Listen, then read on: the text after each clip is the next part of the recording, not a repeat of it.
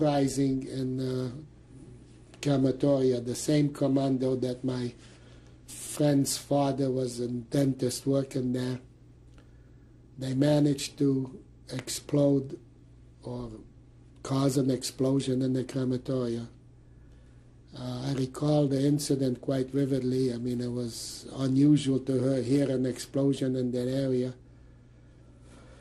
And about 25 minutes later, SS commando, SS company in battle dress and fully armed with dogs and whips and everything, marched in a bunch of these people, and I recognized Mr. Weiss, the dentist, and he motioned to me not to say anything to anybody or not to recognize him or speak to him. Like he put his finger on his mouth crosswise and closed his eyes, that, you know, because he was afraid that there's going to be retribution to anybody that is related to any of that group.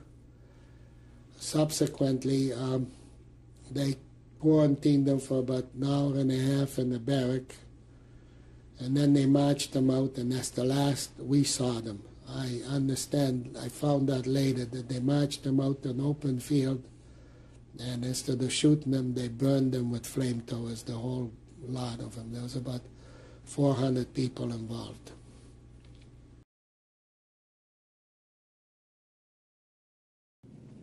Did you have any knowledge of any resistance during this time? No, the only time, as I recall, was that I had a second uncle who was a dentist, but that was towards the end already, before the Russian came in, who rebelled, and it was in Auschwitz, though, and he burned the crematorium, and because he knew he was going to be killed anyhow, he was assigned to take out the gold teeth from the people who were going to be cremated. And all those people who had this kind of assignment, they were all cremated.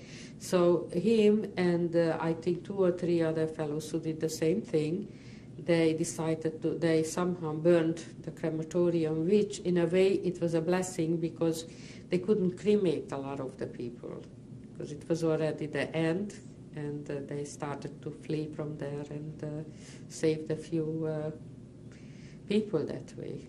But other than that, I really didn't. I heard rumors that this one tried to get away, that one tried to get away, this one got electrocuted. We always had these negative rumors. We didn't know which one was truth, which wasn't, or it was only rumors. But I know that I did see women giving birth while they were standing in these lines, and coming the German and taking away the mother and the baby, or taking away just the baby if the mother was still standing up.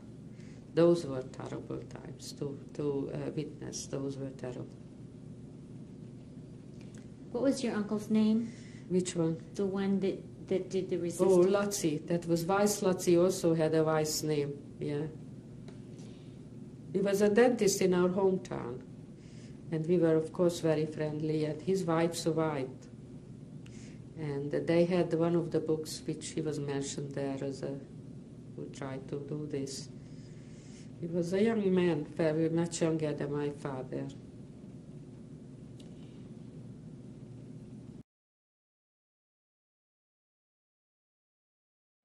As I said, I was with 2 or 3 of my friends.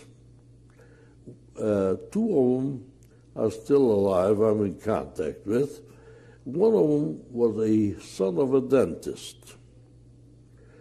His name is George Weiss. At that time, he changed it since then. He's still around. I spoke to him last week.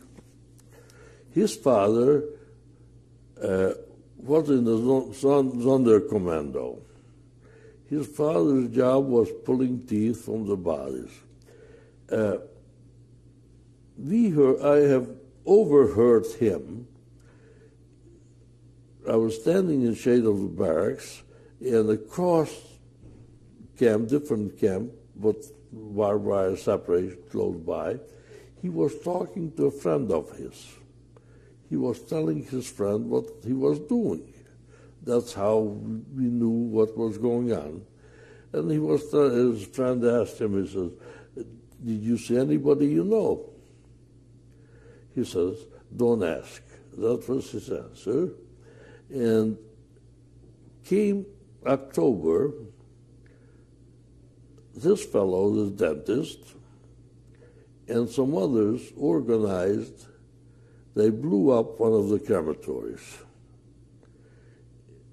And they escaped into Poland, but somebody gave them away, some peasants and so forth, and they were brought back and of course, exterminated or executed, whichever you want to use. But so we are here in this Birkenau,